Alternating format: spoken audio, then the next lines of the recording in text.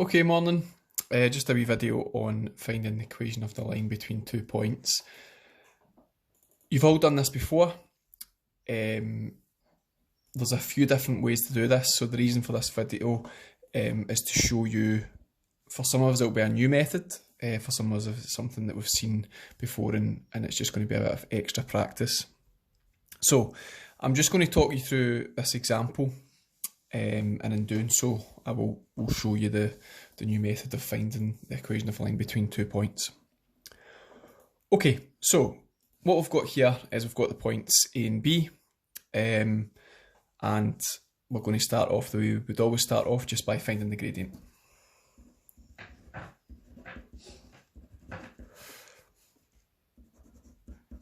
Basic formula, y2 minus y1 over x2 minus x1. If you want to, you can label the points, so this would be x1, y1, this would be x2 and y2. And just putting that into the formula, y2, which is negative 15, minus y1, which is 5, all over x2, which is 3, take away negative 2.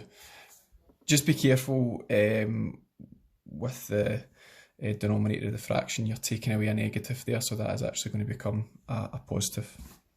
Okay, so the gradient is negative 20 over 3 add 2, which is negative 20 over 5.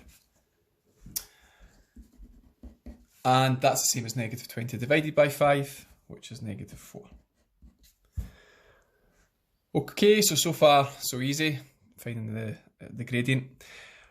Okay, the advantage of using this formula over the other formulas is it's a bit quicker, and really that is actually pretty key at higher. We don't want to be spending ages doing something if there's a more efficient method. So the new formula for some of us that we're going to be working with is this: y minus b equals m times x minus a. Okay, now this is not different from y equals mx plus c. You actually get this formula from y equals mx plus c, and if we multiply out the bracket and collect like terms, we can write this in the form y equals mx plus c. So don't think of this as a different formula from y equals mx plus c. It's the exact same thing, it's just written out in a slightly different way. Okay, so in this, m is just the gradient, and we've found that it's negative 4. A and b is just any point on the line. So I've got 2 points to pick from. I've got negative 2, 5, and I've got 3, negative 15. I'll just pick A, but I could easily pick B as well. Okay, so just to make it nice and obvious, I'll write that out.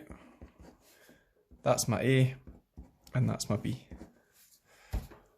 Okay, so we're just going to substitute all this information into the formula. So it's going to become y, take away 5, equals m.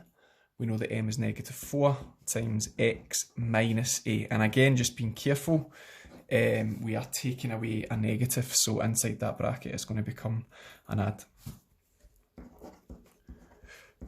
Okay, don't try and do too many things at once here, so you'll notice I'm going to sort out the two negatives next to each other inside the bracket before I start multiplying things out.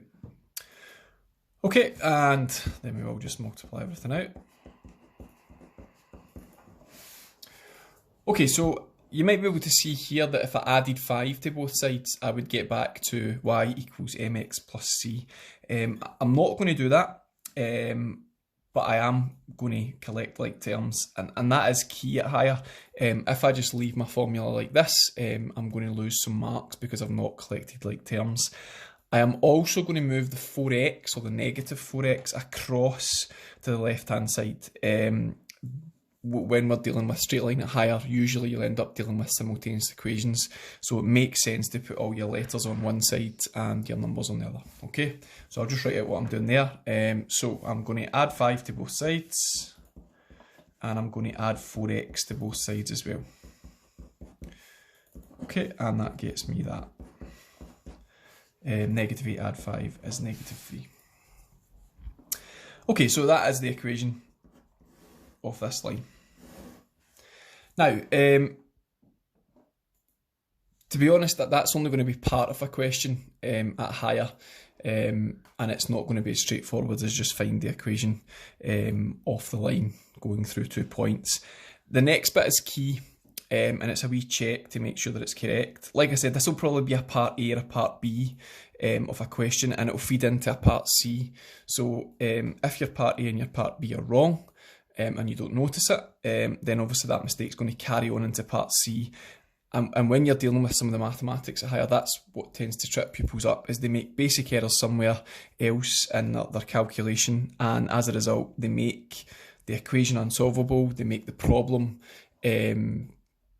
unsolvable, and that's where you start losing a lot of marks. So it's a dead simple check. I'm just going to use the other point, which is 3 negative 15. Again, that also lies on this line, and if I've got the correct equation and I sub these points in to the equation, it should be true. So what I mean by that is that y add 4x is equal to negative 3. So if I substitute in my point, negative 15 add 4 times 3, that must equal negative 3 if I've done this correctly. And it does. So very easy,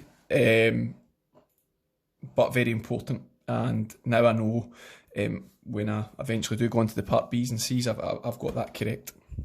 Okay.